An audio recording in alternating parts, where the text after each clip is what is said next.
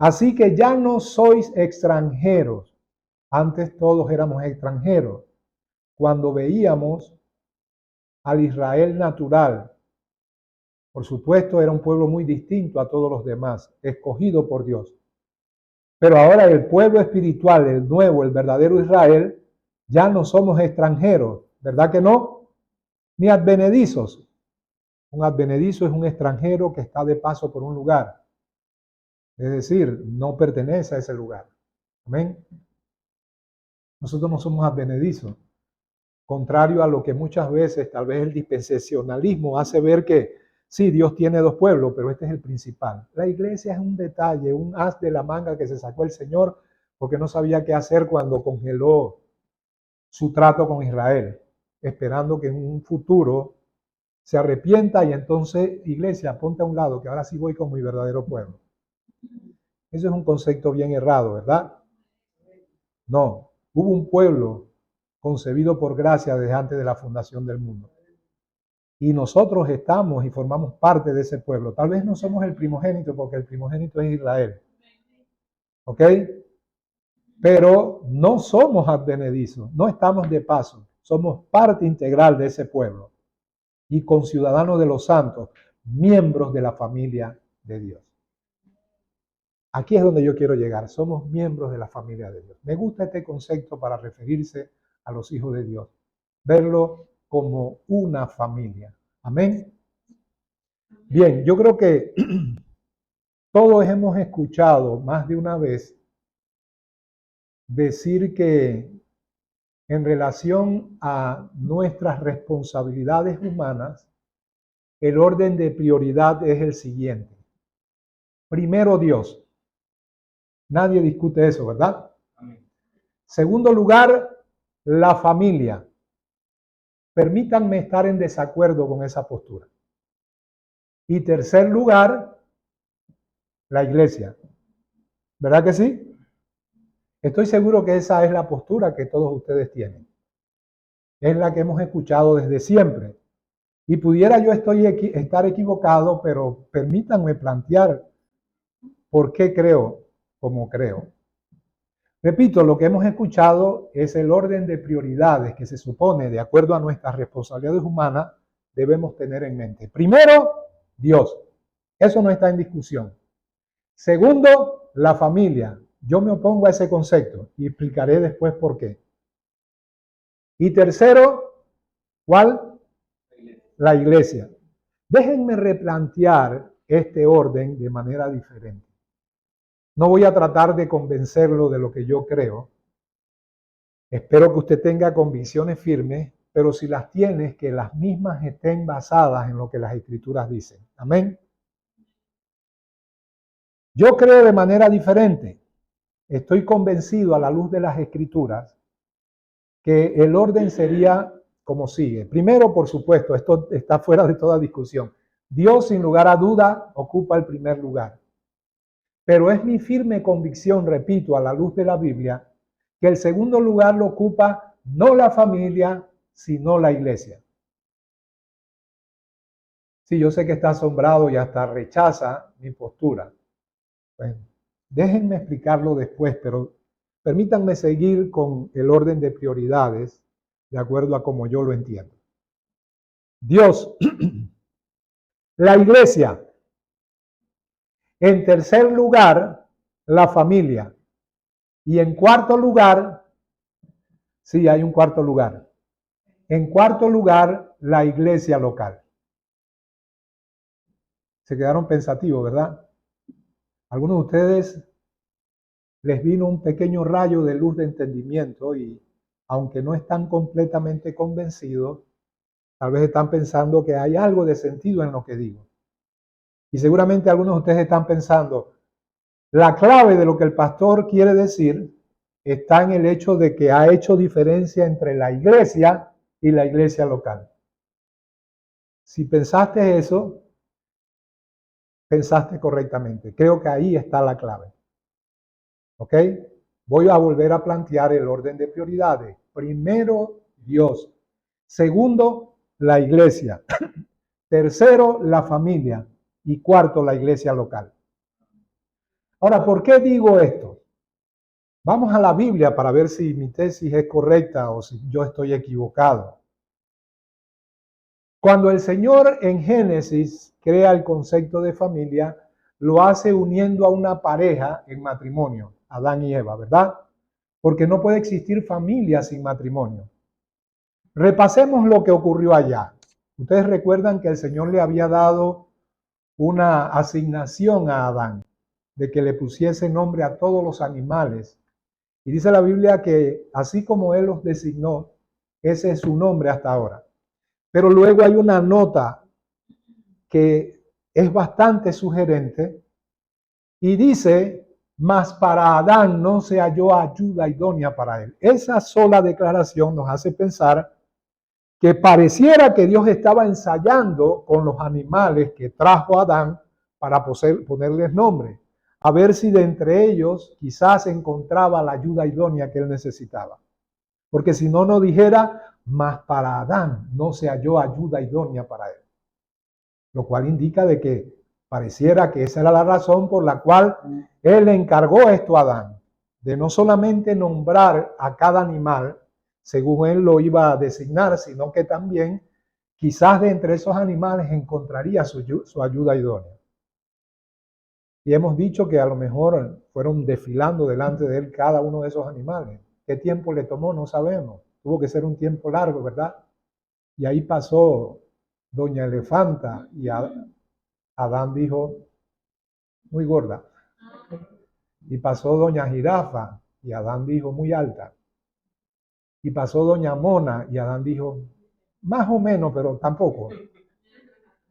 Y todos los animales fueron designados con el nombre que Adán le puso, mas para Adán no se halló ayuda idónea para él. No es que Dios está ensayando, Él está plasmando esto en la Biblia para establecer un punto de inflexión. Es como si dijera, quiero que sepan que nada que venga externo a Adán, nada fuera de él es apropiado para ser su ayuda idónea. Solo lo que nace de su interior por ser carne de su carne y hueso de su hueso es lo único apropiado para ser idóneo, para ser su ayuda idónea. Entonces dice la Biblia que Dios hizo caer sueño profundo sobre Adán. Y mientras éste dormía, tomó una de sus costillas. Y de la costilla que Dios tomó, hizo una mujer y la trajo a Adán. ¿Qué dijo Adán? Esto es ahora hueso de mis huesos y carne de mi carne. Esta será llamada varona porque del varón fue tomado. Por tanto, dejará el hombre a su padre y a su madre y se unirá a su mujer y los dos serán una sola carne. Pero pastor, usted no está probando nada, al contrario, ahí está claro que es el principio de la familia que comienza con un matrimonio. Lo que está usted diciendo es más bien que efectivamente después de Dios el segundo lugar le corresponde a la familia. No se me adelante, no se me desespere. Lo que sucede es que Dios está estableciendo un matrimonio que es el reflejo de un modelo preestablecido, que es la unión mística entre Cristo y su iglesia, y la reproducción del modelo no puede ser superior al modelo mismo. Pablo nos va a decir en Efesios 5, por tanto dejará el hombre a su padre y a su madre y se unirá a su mujer y los dos serán una sola carne. Y luego Pablo habla algo que él sabe muy bien porque solo a él le fue revelado. Grande es este misterio, mas yo digo esto respecto a Cristo y a su iglesia. Lo que te estoy diciendo es que tu esposa y mi esposa no es más importante que la esposa de Jesús. Perdóname, lo voy a volver a repetir. Tu esposa y mi esposa no es más importante que la esposa de Jesús. Amén. Entonces, si Él está estableciendo una pareja en matrimonio y lo hace en base a un modelo preestablecido, que es la unión mística de Cristo y su iglesia, entonces quiere decir que el matrimonio de Cristo y su iglesia, preconcebido en el pasado remoto bajo la soberanía de Dios, es mucho más importante, es decir, aquello que no había sido revelado ni entendido, es mucho más importante que lo que es un reflejo de esa unión, es decir, tu matrimonio y mi matrimonio. Eso con respecto al matrimonio, ¿ok? ¿Qué decir de la familia? Mire conmigo, Mateo 12, 47, 50, escuche. Y le dijo uno, he aquí tu madre y tus hermanos están afuera y te quieren hablar. Respondiendo él al que decía esto, dijo, ¿quién es mi madre? ¿Y quiénes son mis hermanos? Extendiendo su mano hacia sus discípulos, dijo, he aquí mi madre y mis hermanos, porque todo aquel que hace la voluntad de mi Padre que está en los cielos, ese es mi hermano y hermana y madre. Otra vez, él le da prioridad a los lazos espirituales y a los lazos sanguíneos. Amén. Lo que quiero decir es que su esposa es más importante que la tuya y la mía. Su familia es más importante que tu familia y que mi familia. Amén. No puede ser que este misterio oculto en otras edades y revelado al final de los tiempos a los profetas y apóstoles, por medio del cual el Señor quería que conociéramos a la amada del Cordero. Total, ella iba a ser el objeto del amor y la razón por la cual Él iba a dejar el cielo para venir a morir por ella, a fin de presentarse a sí mismo una iglesia santa y sin mancha, que no tuviese arrugas. Bueno, creo que hemos explicado eso, ¿verdad? Bastante. Y muchas veces nos asombramos porque decimos, pero es que tu iglesia, Señor, tu amada está llena de arrugas y de manchas. Explicamos esto anteriormente, ¿verdad? ¿Qué son arrugas y qué son manchas? Son propias de la vejez. Jesús no se va a casar con una vieja pelleja, ¿eh? Se va a casar con una jovencita. De hecho, cuando vemos la orden que el Señor le da a los sacerdotes en el Antiguo Testamento, le dijo, con mujer ramera no te casarás. Así que ninguna iglesia, ningún cristianismo prostituido, aunque ose llamarse la esposa del Cordero, en realidad tiene la pretensión de llevar su nombre, pero es una prostituta desvergonzada que se vende al mejor postor. Que lo mismo pretende acostarse con su amado, pero le es infiel y fornica y adultera espiritualmente recibiendo doctrina, fornica con todos los reyes de la tierra. Lo mismo recibe psicología humanista y la implementa en el púlpito, y lo mismo distorsiona la fe para hablar de una fe de corte oriental, tipo ley de atracción, como de pronto hace una santa cena y pretende que con eso va a impresionar al esposo. Entonces, voy a recalcar eso. Tu esposa y mi esposa no son más importantes que la esposa del Cordero. Ni tampoco tu familia y mi familia son más importantes que la familia de Dios. Mientras él decía estas cosas, una mujer de entre la multitud, esta era una dama guadalupana, levantó la voz y dijo, bienaventurado el vientre que te trajo y los senos que mamaste. Y él dijo antes, bienaventurados los que oyen la palabra de Dios y la guardan. Otra vez Jesús quiere establecer claramente la diferenciación entre el lazo sanguíneo y los lazos de una nueva familia, de la cual leímos hace un momento que Pablo dijo que pertenecemos a una familia espiritual.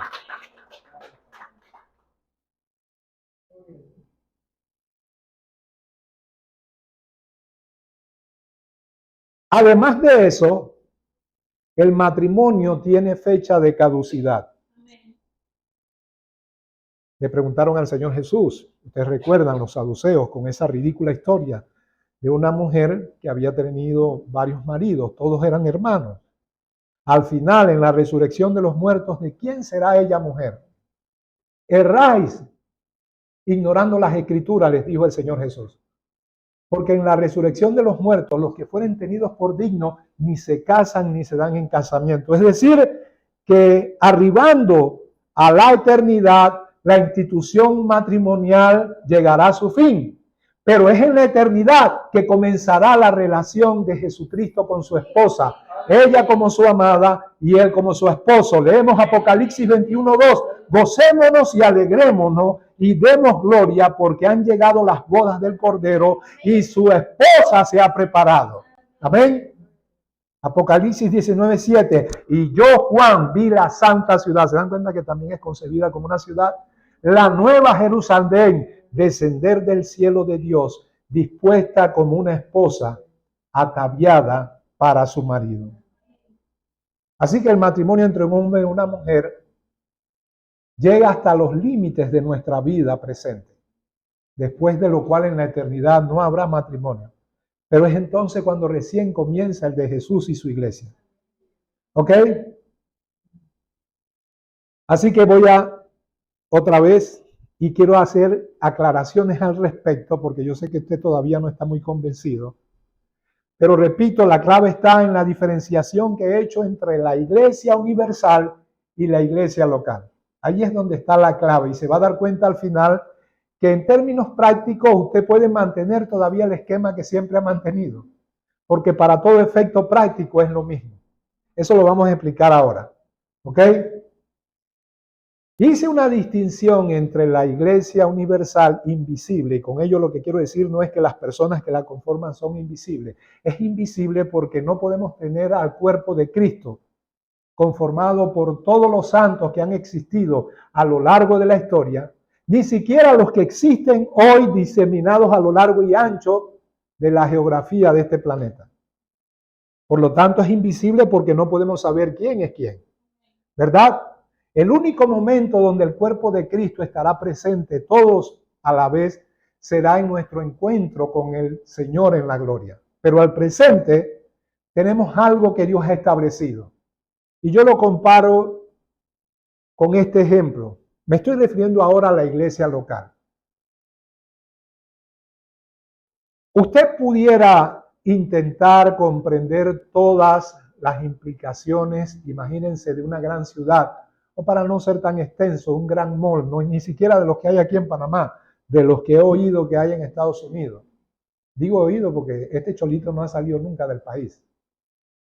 Pero en Estados Unidos dice que hay malls que parecen una gran ciudad. Usted no tendría la capacidad de comprender cabalmente cada aspecto de ese lugar a menos que lo vea a escala. Si usted abre los planos del ingeniero que construyó y diseñó todo eso, probablemente entienda en los planos, en una maqueta, lo que le sería imposible entender de otro modo, porque no tiene la capacidad de cubrir con sus ojos la magnitud de ese lugar. La iglesia local es como la maqueta, como los planos de lo que es la iglesia universal. Dios creó la iglesia local y a diferencia de la iglesia universal, ella no necesariamente está compuesta, cada uno de sus miembros, por gente que ha nacido de nuevo. El ideal es que al menos la mayoría lo sea, ¿verdad? Pero no podemos precisar eso. Pero todo lo que Dios quiere que tú entiendas de la iglesia universal, lo vas a entender en la iglesia local. La interacción con ella, la vivencia del cuerpo de Cristo, lo que hemos llamado la expresión orgánica, eso significa natural del cuerpo de Cristo. Mira, lo voy a poner de esta manera. Ya que hemos establecido un paralelo entre la familia de Dios y la familia natural, una familia que interactúa con todas las vicisitudes de lo que implica formar una familia, muchas veces ignorando cosas y comprendiéndolas por ensayo y error en el desarrollo de ella. Pero como quiera, eso es familia. Imagínate que viene alguien que ha estudiado las familias y sabe los errores que se cometen desde el momento en que un matrimonio joven se conforma, qué aspecto de esa familia, los errores que cometen en cuanto a las finanzas, en cuanto a las relaciones, en cuanto a la intimidad sexual, en cuanto a la crianza de los hijos. Y esto ha sido estudiado por generaciones. Por supuesto, es un entendimiento correcto y sería bueno tenerlo. Pero si tú no haces familia dándote de golpe con los errores y tropiezos que vas a tener, tú no vas a entender nada de la familia, aunque este manual de entrenamiento para saber cómo hacer familia te lo conozcas al dedillo. Pero si tienes el manual y además de eso, tú dices, ¿sabes qué? No voy a cometer los errores que cometieron mis padres, aunque mi padre y mi madre hicieron buena familia, tuvieron sabiduría, pero yo voy a hacerlo en un tiempo más corto porque tengo el saber compendiado por muchas generaciones de gente que estudió la familia en cada uno de los aspectos que constituyen esta institución. No voy a cometer los errores que cometieron los padres en cuanto a las finanzas, en cuanto a la crianza de los hijos, en cuanto a la intimidad sexual, la comunicación o falta de comunicación de los cónyuges. Yo voy a estudiar el manual, pero si yo estudio el manual y no hago familia, no voy al choque franco de lo que eso implica. Porque muchas veces voy a encontrar que no encaja el manual. Y el manual no tiene nada. Es que yo tengo que repetir una y otra vez lo que no puedo lograr hasta lograrlo. Porque el manual proviene de un estudio que se ha hecho respecto a cómo es la familia. Pero si tengo que escoger entre solo estudiar el manual y nunca hacer familia, y hacer familia sin conocer mucho del manual más que algunos destellos de pequeña sabiduría, pues yo prefiero ir al choque franco porque eso es familia, no es una teoría, es una realidad orgánica. Amén. Si lo que Pablo reveló como un misterio oculto es la iglesia, pues es en la iglesia donde nosotros entendemos lo que es la familia de Dios. ¿Verdad? Entonces yo tengo que darme tumbos, tengo que encontrar cómo en convivencia con mis hermanos van a haber fricciones. Y como Pablo dice, es necesario que entre vosotros hayan disensiones para que se manifieste quiénes son aprobados por Dios. ¿Verdad que sí? Entonces la iglesia local es la maqueta arquitectónica. Es el plano arquitectónico a escala por medio del cual podemos comprender este misterio. Grande es este misterio. Noten que dice grande. Eso lo unimos a todas las demás veces en que él ha hablado del misterio oculto. Y cuando habla, grande es este misterio, pudiera parecer que se está refiriendo a lo que pasó en Génesis capítulo 2. Pero él corrige, él dice, mas yo digo esto respecto a Cristo y su iglesia. Pero Pablo, estás hablando del matrimonio, si te estás refiriendo a Cristo y a la iglesia, ¿para qué lo menciona? Pablo lo que quiere decir, en primer lugar lo digo respecto a Cristo y a su iglesia, pero no está desvinculado del matrimonio natural porque esta es expresión de aquel. Pero si es una expresión, el que lo expresa es superior a la expresión que hace. Lo que les estoy diciendo, hermanos, es que tenemos un muy bajo concepto de la iglesia para ubicarla en tercer lugar por encima de tu familia y mi familia. Donde más vamos a entender las cosas de Dios es en la iglesia. ¿Ok? Ahora bien, en la iglesia universal, que debe ser entendida en la iglesia local, la primera iglesia local que tú tienes es la familia. Ya de plano ya sabes por dónde voy, ¿verdad? Así que dije hace un momento atrás que puede quedarte con tu esquema de orden de prioridades, porque para todo efecto práctico, ese es el orden. Pero en estricto orden espiritual es como planteé hace un momento. Primero Dios, segundo la iglesia en su concepción más pura y más alta. Pero resulta que la iglesia en su concepción más pura, es decir, el misterio oculto, lo que Dios reveló y la manera en que esta iglesia forma un cuerpo con Cristo, debe ser entendido en primer lugar en el seno de tu familia.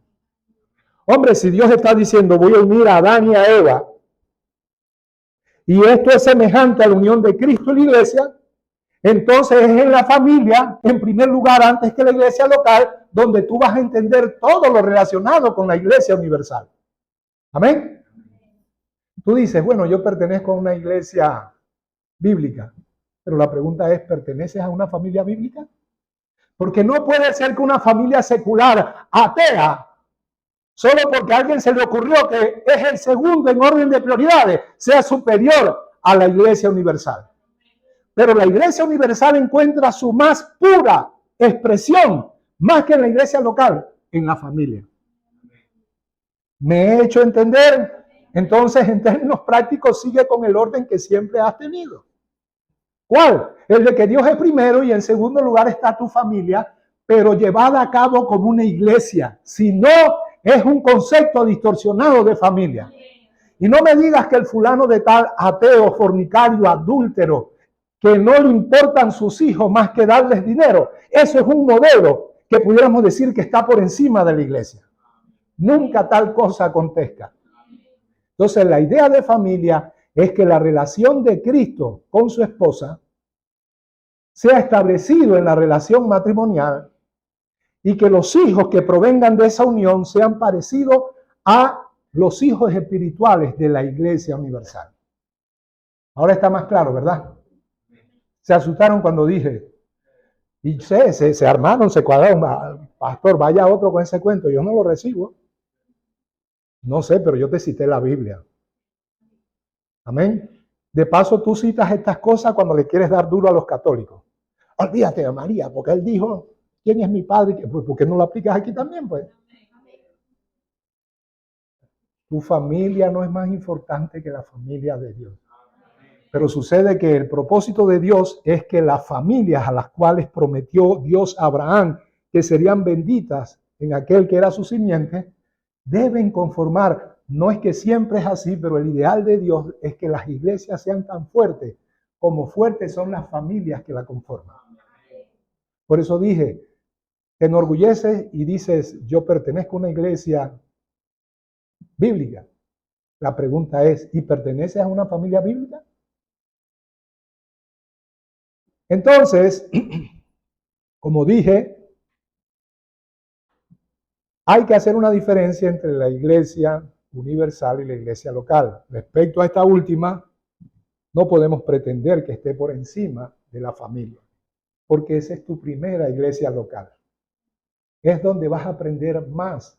Miren, alguien dijo, el matrimonio no está para satisfacer el ego de ninguno de los cónyuges, ¿verdad?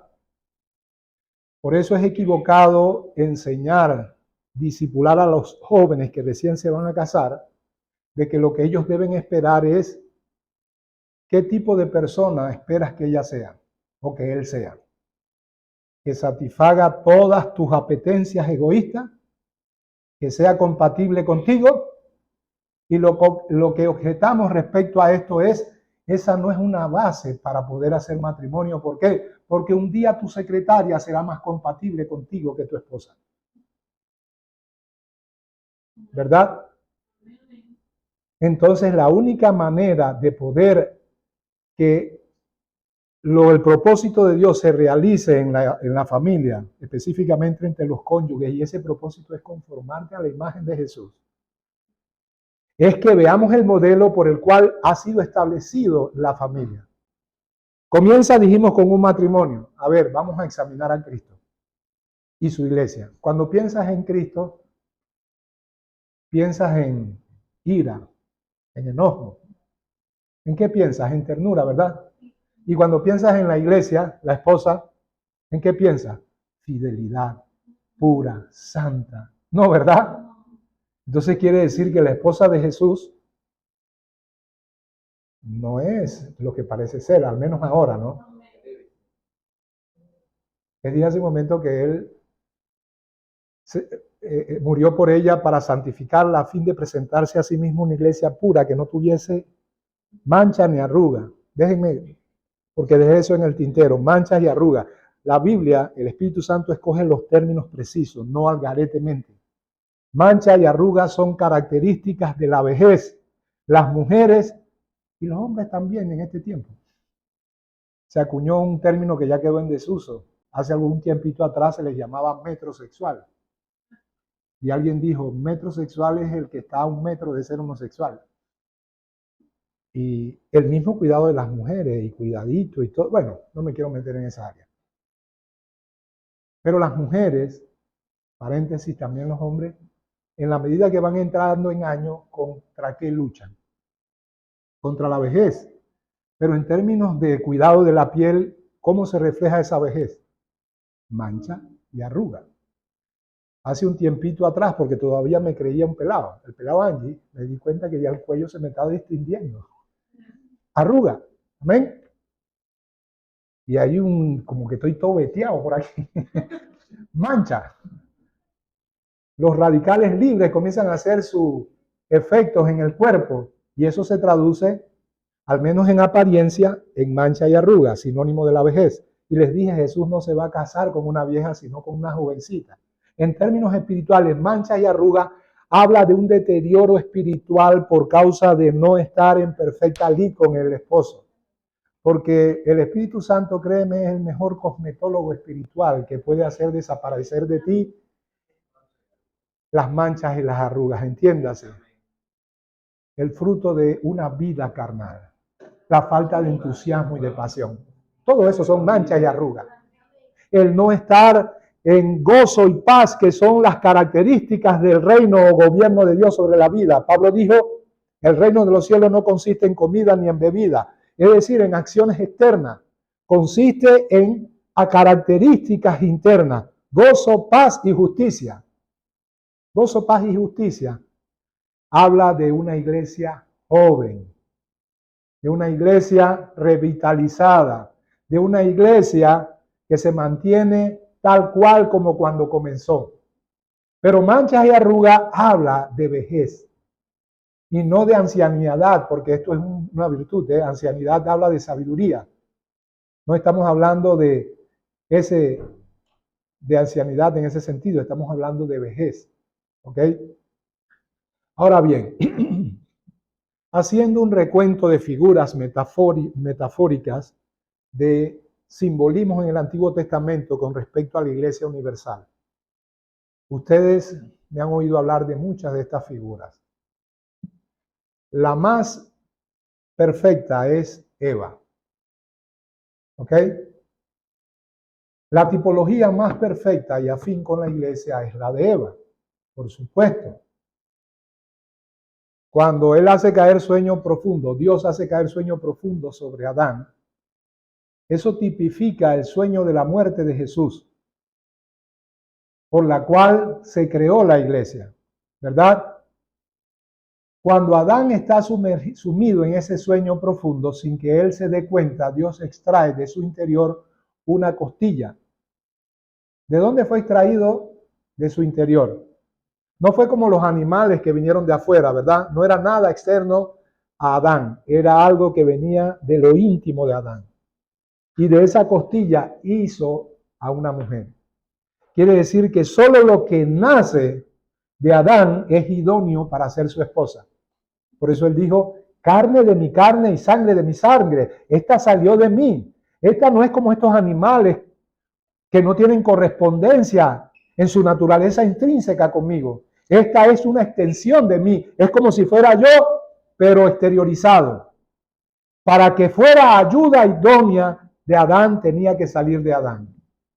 La iglesia no está conformada por sabiduría humana, por gente que simplemente ha encontrado una mejor moralidad, una mejor filosofía de vida.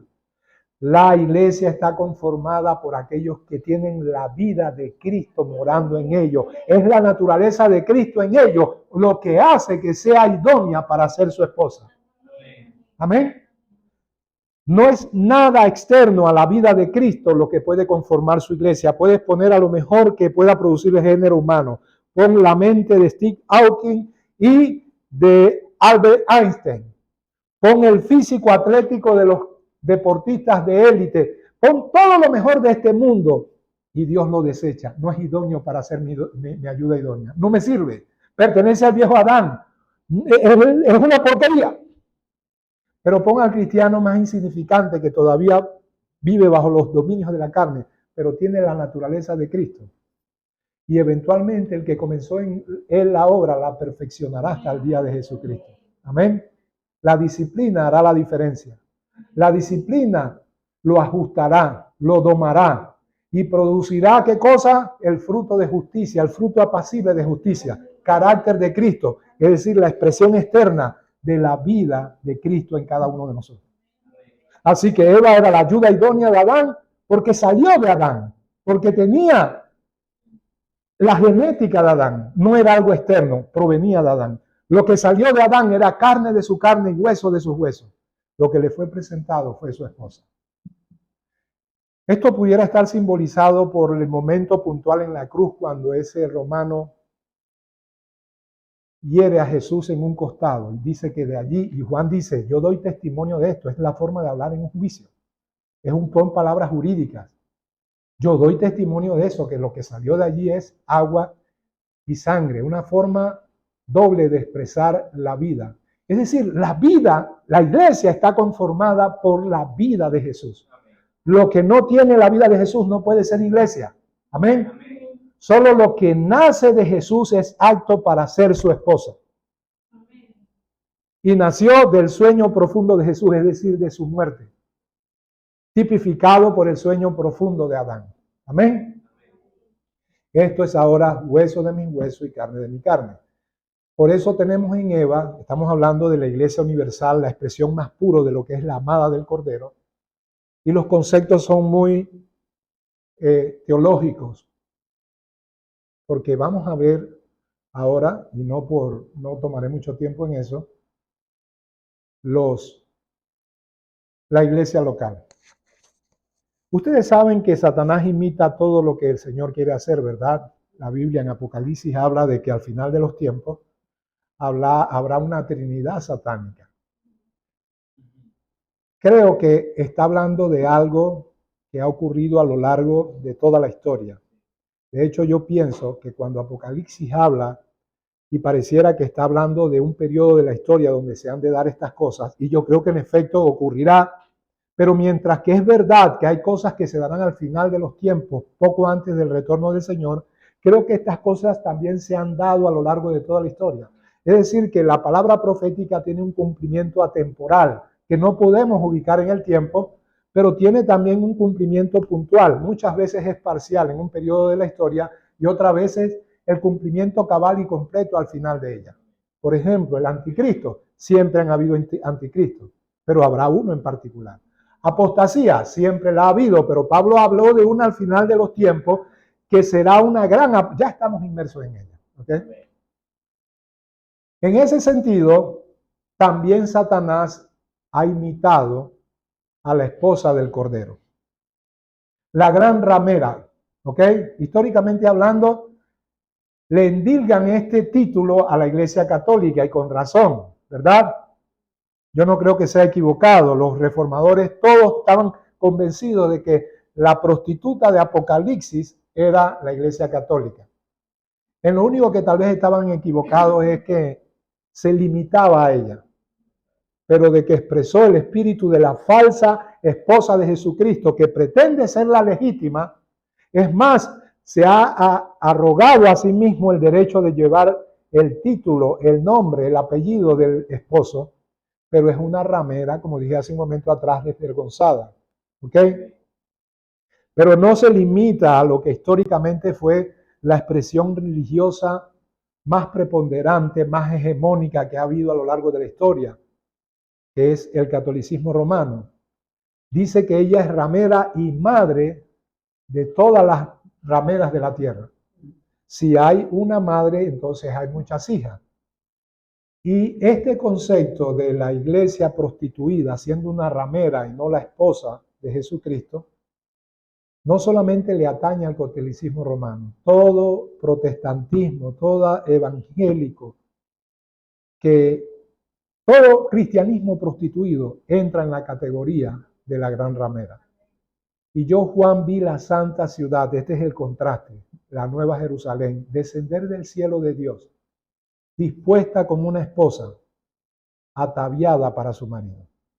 Bien, cuando nosotros vemos esto así en su más noble y pura expresión, no nos identificamos con ella porque, Señor, yo ponerme a mí como una doncella pura que se adorna, se atavía solo para su marido, es porque estás pensando en tus imperfecciones.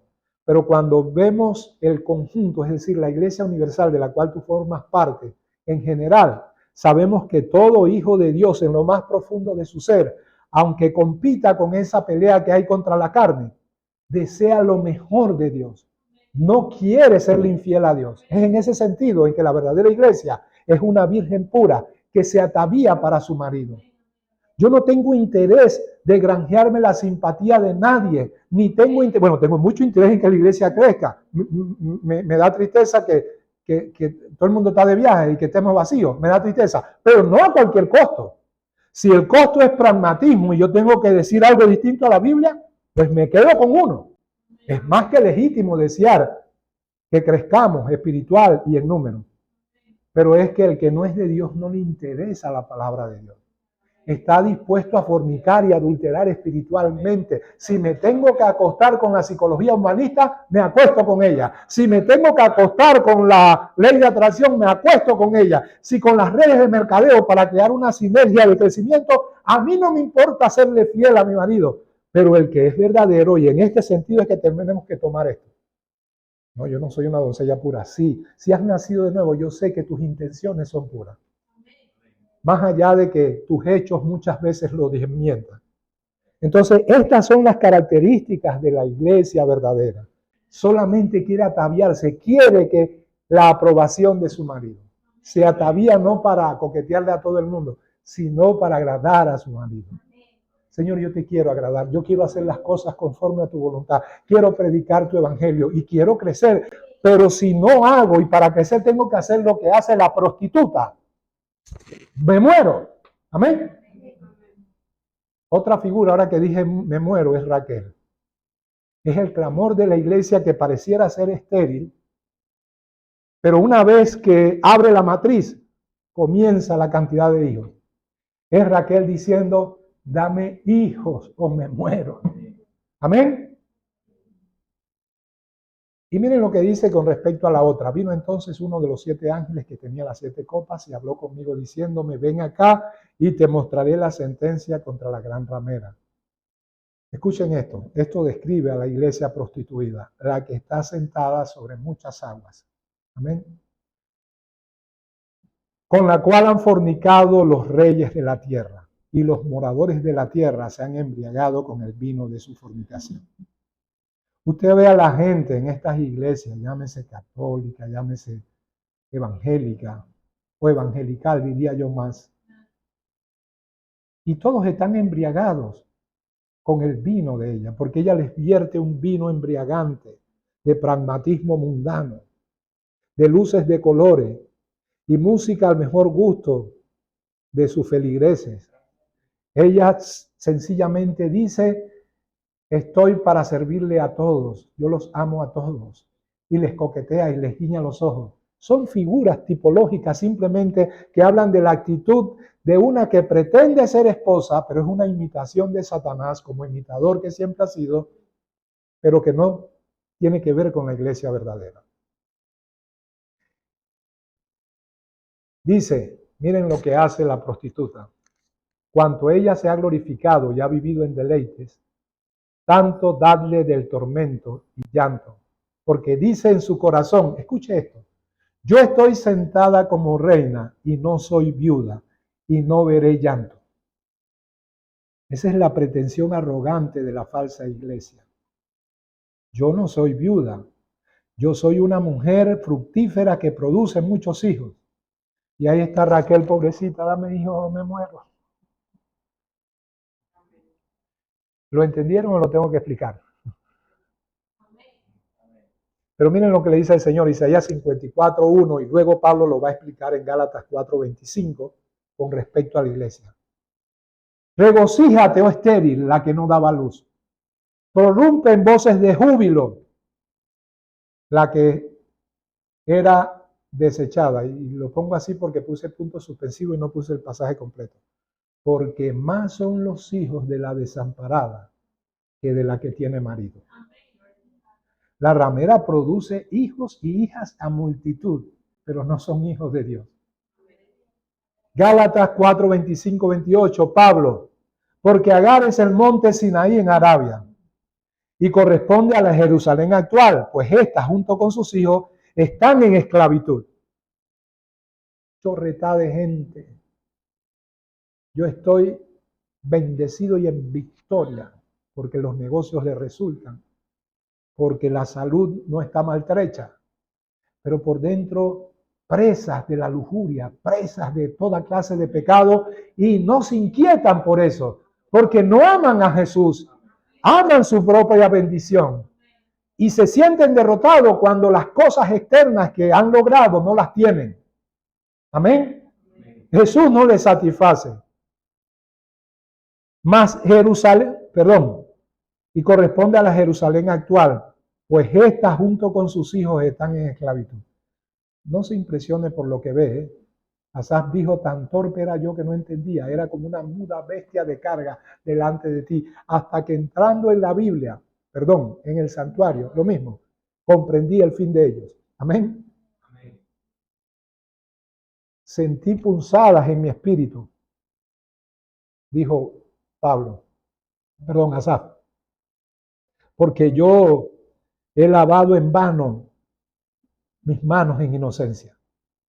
Pareciera que entre más busco al Señor y más busco santidad, más mal me va. Señor, tú dices que tu ira está sobre ellos, pero pareciera que está sobre mí. Nada de eso se puede entender a la luz de la experiencia actual de sufrimiento y aflicción. Es cuando entras en la presencia de Dios, entendiendo sus pensamientos, que puedes entender el fin de ellos. Amén. Entonces, miren lo que voy a terminar. Sé que voy a dejar en el tintero un montón de cosas.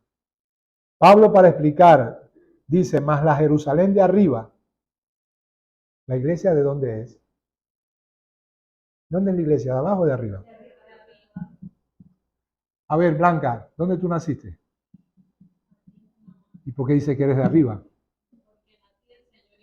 Amén. El término, búsquenlo en un interlineal. Juan 3. Si no naces de nuevo, literalmente dice si no naces de arriba. La idea es que tu nacimiento se origina por aquel que te engendra. ¿Quién te engendró? Dios, el Espíritu Santo. ¿Y de dónde es Él? Vosotros sois de abajo, yo no soy de abajo. Vuestro lugar de origen es la tierra. Mi lugar de origen no es la tierra. Pero añade algo más. Ustedes no son de este mundo. La forma griega es, su lugar de origen no es esta tierra. Antes yo os escogí de esta tierra. ¿Y cómo nos escogió? Nos hizo nacer de arriba. Literalmente eso es lo que dice Juan 3:3. Ahora, ¿por qué se tradujo nacer de nuevo? Hombre, porque nacer de arriba es nacer de nuevo. Amén. Si no se hacen como niños, no pueden entrar al reino de los cielos. Y comienzan el montón de interpretaciones extrañas de actuar bobo como niño. Hacerse niño, la única manera que tú te puedes hacer niño es si naces de nuevo. Es el mismo pensamiento, ¿verdad? Mas la Jerusalén de arriba, la cual es madre de todos nosotros. La Jerusalén de arriba es porque la procedencia de la iglesia no es terrenal, es celestial. La naturaleza nueva que conforma el nuevo hombre en ti y en mí no se originó en esta tierra, vino de arriba por ser engendrado de aquel que pertenece a los cielos, es decir, por el Espíritu Santo. Si naciste de Dios que es de arriba, entonces tu lugar de procedencia es arriba. Esta es la forma más pura de ver a la iglesia universal. Y después veremos, hoy no, porque ya se me fue el tiempo, cómo todo esto que parece muy etéreo encuentra una expresión más práctica en la iglesia local. Pero en este sentido, esto está por encima de tu familia, solamente por debajo de Dios. Regocíjate, oh estéril, tú que no das a luz. Está hablando de la iglesia, Pablo, en Gálatas capítulo 4. Prorrumpe en júbilo, clama tú que no tienes dolores de parto. Porque más son los hijos de la desamparada que de la que tiene marido. Así que, hermanos, nosotros como Isaac somos hijos de la promesa. Bien, voy a concluir ahí. Estaba tomando el tiempo para que veamos las figuras veterotestamentarias y también neotestamentarias que hablan de la Iglesia Universal. Dijimos que Eva es una, y todos estos pasajes que leímos. Quizás el Cantar de los Cantares ofrece una de las expresiones poéticas tipológicas, una parábola poética que habla de la relación de Cristo y la Iglesia. Oh, si Él me besara con besos de su boca, porque mejores son sus besos que el vino, a más del olor de sus suaves ungüentos. ¿Ok? Y me encanta, y voy a terminar con esto nada más. Me encanta cuando dice, bueno, con esto y con un salmo que ahora se los digo. Morena soy, oh hijas de Jerusalén, pero codiciable. Ese pero es transitivo, ¿verdad? Es un puente entre lo que se ha dicho y lo que se va a decir. Como yo siempre digo, ¿no? Y me aprovecho del púlpito para decir esto, porque no tengo ahorita ni un real, así que no tengo que comer. Pero Jorge me va a invitar ahora a comer. O sea que hay algo negativo, pero seguido de algo que me introduce en algo positivo. Quiere decir que al decir morena soy, está expresando su condición que es rechazada por este pueblo judío. Amén. Es decir, étnicamente hablando, ella no tiene ni el abolengo, ni la posición, ni la etnia para ser la esposa de Salomón, porque yo soy morena. Morena soy, oh hijas de Jerusalén, aquí hay el pero. Pese al hecho de mi etnia, pese al hecho de mi ascendencia, codiciable para el rey de reyes, ese era Salomón. Amén. Ustedes saben que estas figuras se han repetido a lo largo de la Biblia. Yo no sé por qué a muchos hombres de Dios, entre ellos Salomón, pero antes Moisés, le dio por casarse con su culisa, con su morenita. Y pregúntenle a María y a José y a Aarón que se pusieron bravos porque ¿qué tú haces con una madianita, con Sétura? Perdón, Séfora. Sétura es la segunda, la esposa que tuvo Abraham, Séfora. Esto se casó con una morenita. El Señor se va a casar con una morenita. Morena soy, eso habla de mi estirpe, de mi ascendencia. Es que la iglesia no tiene pese a que el sol de justicia me miró, pese a que ahora soy codiciable y lo soy porque Él ha hecho morar en mí una naturaleza que es la misma de Cristo y cuando me ve a mí, no me ve a mí, ve a su Hijo Jesucristo. Amén. Así que aunque mi ascendencia natural es una estirpe que empezó en el Edén con la caída, es decir, pertenezco a una naturaleza pecaminosa. Eso es lo que está representado por la figura de morena soy, oh hija de Jerusalén. No reparéis en que soy morena. En otras palabras, es como si la iglesia dijera, sí, mira, aquí no hay puro gente perfecta. Aquí a veces hay pelea de perro y gato. Aquí hay veces pensamientos que se cruzan de lujuria. Aquí hay mucha imperfección. Pero no reparen en que esta es mi ascendencia natural, adámica y pecaminosa, porque el sol de justicia me miró. Amén. Voy a dejarlo ahí porque para mí esto es bello. Es Esther, es el rey Asuero, cuando la reina Esther irrumpe en el recinto donde no le era permitido entrar a nadie sin permiso. Y la persona que osaba hacerlo estaba sentenciado a muerte porque eso era tu condición natural y la mía. No teníamos acceso a la presencia de Dios. Cualquier sumo sacerdote que entrara en otro día que no fuera el día de la expiación al lugar santísimo moría irremisiblemente. Estaba velado el lugar santo, la presencia de Dios para nosotros. Así como Esther no podía entrar a ese recinto. Indefectiblemente debía morir, excepto si rey extendía el cetro y con eso la libraba de la muerte. Y ella entró. Es la iglesia entrando a la presencia de Dios y es el cetro de la gracia extendiéndose sobre ti para hacerte acto de entrar en el lugar santísimo e implorar misericordia para el oportuno socorro. Y es Jesús escuchando la oración de la iglesia. ¿Qué le dijo el rey Asuero a Esther? Pídeme y la mitad del reino te será concedida. Amén. Vamos a dejarlo hasta ahí. Lástima que ustedes no pueden escucharme 2 horas, pero bueno. Gloria al Señor. Amén. Padre, gracias Señor por tu palabra. Oh Dios del cielo, cómo hemos desfigurado la figura después de Jesús que movió tu corazón en la eternidad. Los escogidos. Aquel pueblo que tú concebiste por gracia y que decidiste buscar esposa para tu Hijo amado. Aquella esposa que un día te presentarás a ti mismo sin mancha y sin arruga. Una que será totalmente pura en la glorificación. Oh Padre, una que será una extensión de ti mismo y que habrá nacido por causa de ese sueño profundo de muerte en el que tú te embuiste cuando hace 2000 años estuviste en esa cruz. Y de esa muerte surgió la vida que alcanzó a cada uno de nosotros para conformar parte del cuerpo de Cristo. Lo que salió de ti era cuerpo, carne de tu carne, por eso somos el cuerpo de Cristo. Lo que te será presentado en la eternidad será tu esposa, Señor, perfectamente ataviada. Se le ha concedido que se vista de lino fino, blanco y resplandeciente, totalmente pura, Señor. Oh Padre Celestial, que exploremos estas verdades. No fue revelada, y Pablo dijo, no fue conocido antes, pero ahora ha sido revelado por medio de los apóstoles y profetas. Hemos venido a ser parte de una misma ciudadanía. Hemos venido a conformar un solo hombre, insertados en un solo cuerpo. Oh Padre, gracias. Somos parte del mismo edificio espiritual, un templo para Dios. Y sobre todo somos parte de la misma familia, unidos por un lazo no carnal ni sanguíneo, aunque en un sentido sí, la sangre de Jesús que nos limpió de todo pecado, une a esta nueva familia. Ayúdanos a valorar lo que significa la iglesia y su expresión terrena en la iglesia local. Y sobre todo, Señor, en la familia, donde, oh Padre Celestial, la lucha es Dios implacable y donde Satanás se opone ferozmente. Te pedimos esto en el poderoso nombre de Jesús.